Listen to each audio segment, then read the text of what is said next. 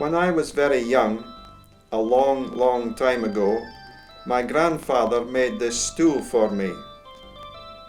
I asked George Masson, who is a craftsman in wood turning, to make a couple for my own grandchildren, and I asked George when he had started in wood turning. Being a joiner to trade, I've always been interested in wood, but approximately 4 years ago I took up wood turning. But before wood turning, I had a hobby of making clock cases. Could you say something about your clocks, George? What is special about them?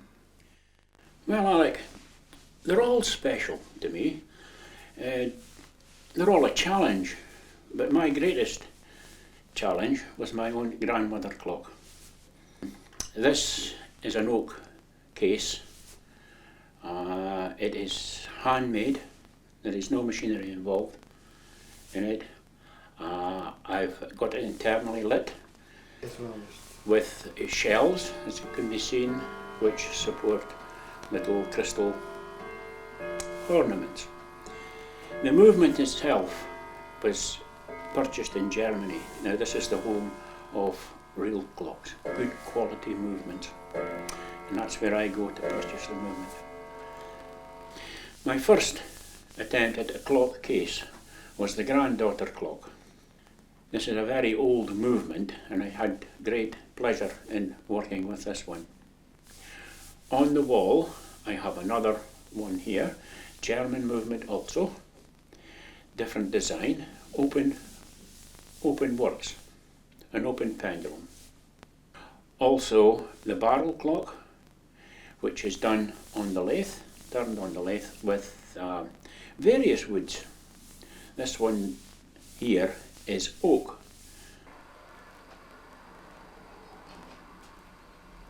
In the bedroom we have a quartz movement clock. Would you like to describe the process now when you make a stool?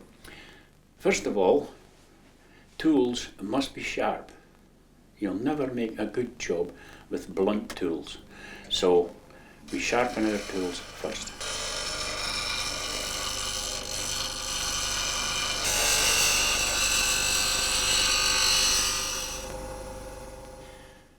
The next process is to select good dry wood, free of wart. Then we draw the circle. In this case it's a 9-inch circle. Like that.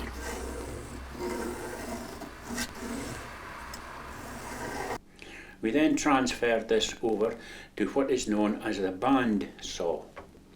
This is a saw which cuts around circles.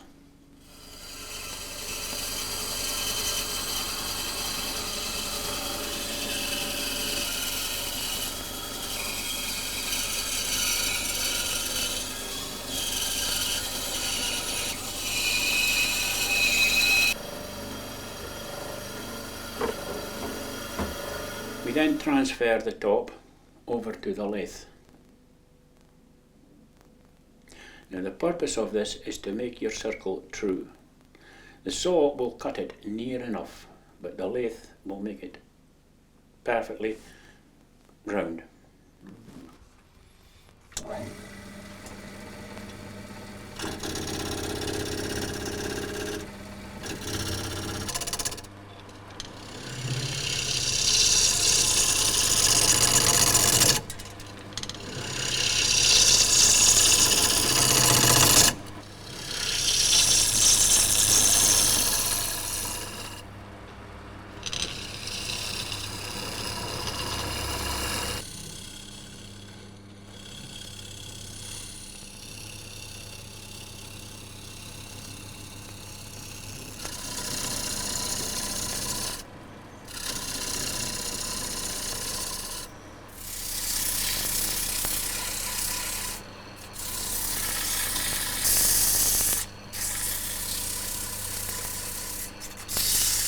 The legs start off rough pieces of wood, approximately 2 inches square and 9 inches long.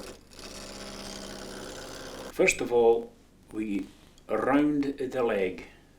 Then we mark out onto the leg the design that you wish.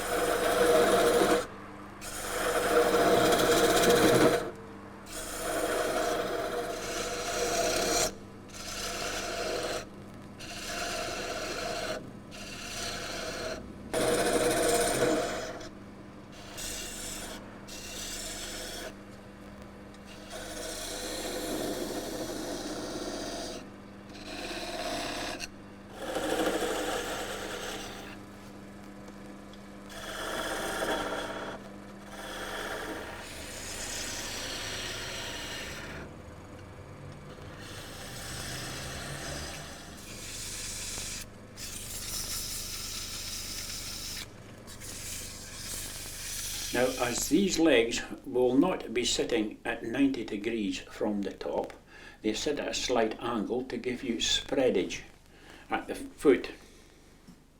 So we must bore them in at an angle.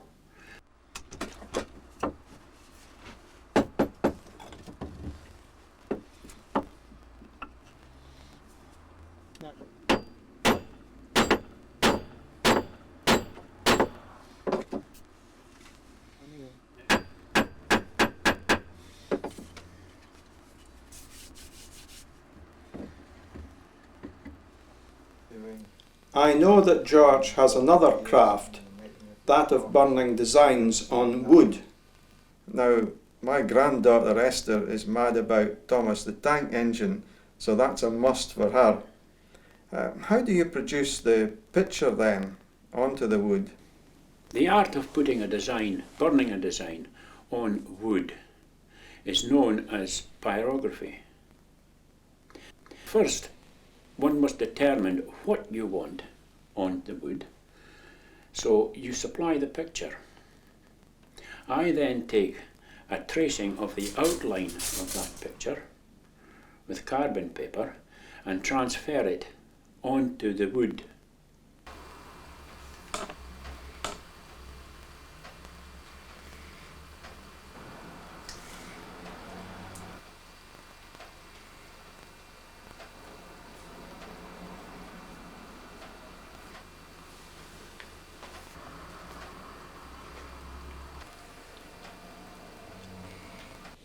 In order to burn on the design that's required, I use this pen with a wire as a nib, which comes from a transformer. This can be as hot as what. One thing I must be borne in mind while using this pen is to keep it moving at all times. If one tends to stop just for that split second, you'll burn a hole.